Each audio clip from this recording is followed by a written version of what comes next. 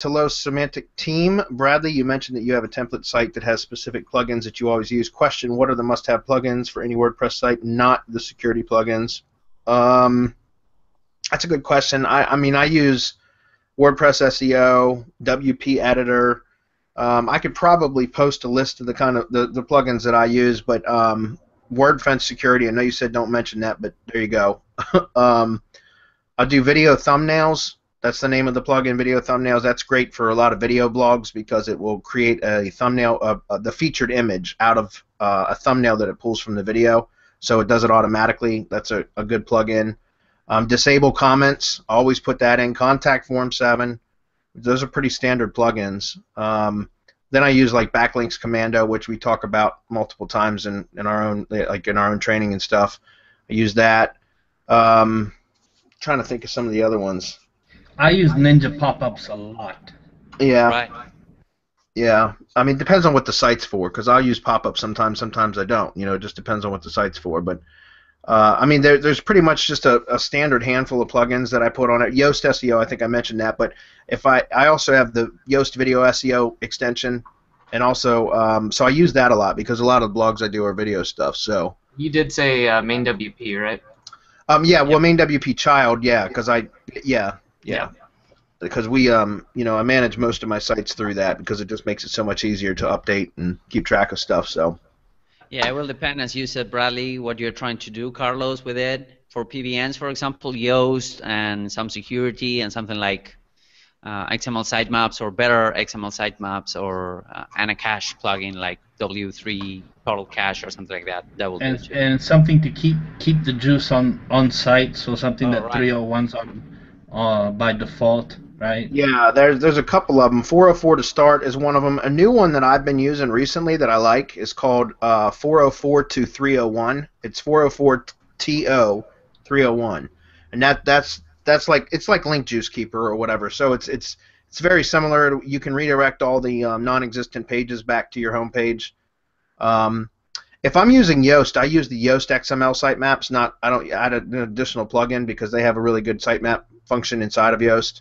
But for PBNs, it's good to switch up like the SEO plugins sometimes, you know, just so you're not leaving the same footprint.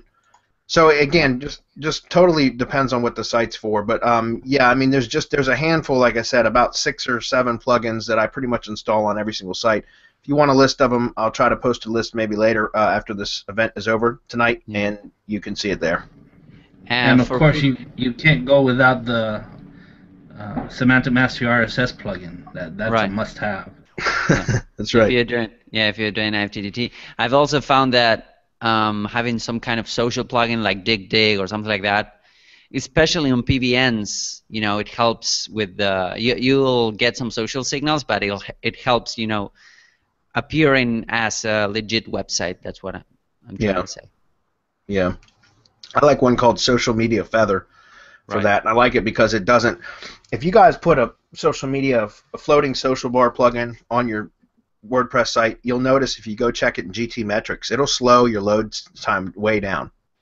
And it's because it's calling the API to see what the social counts are on those counter bars, and so it really does slow the page load down. So like I like to use a plugin called Social Media Feather because it does not call the counts until you actually click on one of the social media icons, and then it will call the count. So it doesn't slow the page load. So I do like that plugin quite a bit. So. And then another plugin that I like to use is the one for the Facebook widget, and then maybe Twitter. But I you know, if I put the Facebook widget on there, I won't do the Twitter, and if I do the Twitter, I won't do the Facebook. Yeah. Yeah. So it just adds variation, and just to keep constant, you know, fresh content on that web page. So when the bot comes in, it just sees new content over and over and over and over. Yeah, and I would suggest, and I've started doing the Twitter widget a lot recently because of the Ninja Twitter recipes that we've been working with inside Semantic Mastery because of the RYS Academy. And guys, Twitter SEO Academy is coming out very shortly. That'll be our next product launch or product release. It'll be inexpensive. I think, what's the price point on that going to be? Like $147, I think.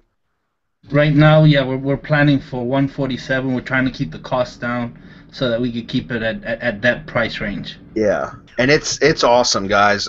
Twitter, and because there's this whole bromance going on between Twitter and Google right now. It's Twitter is a great source of traffic, but it's also really good for SEO now. And so, installing a Twitter widget, when you can set up automated recipes that can pull in content very specific to your niche into your Twitter feed, and then you can just put a Twitter widget on your site. That's going to keep relevant and fresh content constantly on your site, which is great for all sites, really. So that's coming out very soon. Mastermind members get that included, obviously for free as part of their membership. Everyone else, it'll be rather inexpensive, and nobody else is teaching this kind of stuff. So be on the lookout for that.